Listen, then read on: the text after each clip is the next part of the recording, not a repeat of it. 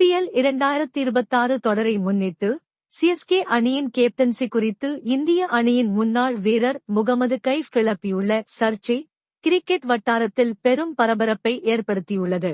கைஃப் தனது சமீபத்திய பேட்டியில் ருதுராஜ் கெய்க்வாட் வெறும் காகித கேப்டன் என்று பகிரங்கமாக கூறியுள்ளார்.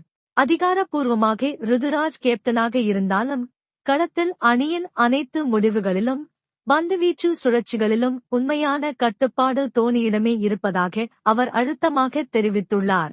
அவர் மேலும் கூறுகையில், தோனி இப்போது பேட்டிங்கில் பெரிதாக கவனம் செலுத்துவது இல்லை.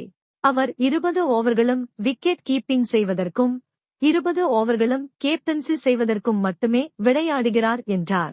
தோனியின் முக்கிய பங்கு ஒரு வழிகாட்டியாகவும் களத்தில் முடிவெடுக்கும் உண்மையான கேப்டனாகவும் செயல்படுவதுதான் என்று கைஃப் சுட்டிக்காட்டியுள்ளார்.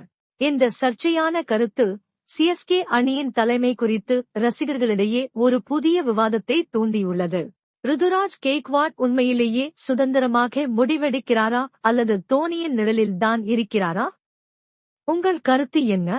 அடுத்த ஐபிஎல் தொடரில் இது எவ்வாறு எதிரொலிக்கும் என்பதை பொறுத்திருந்துதான் பார்க்க வேண்டும்.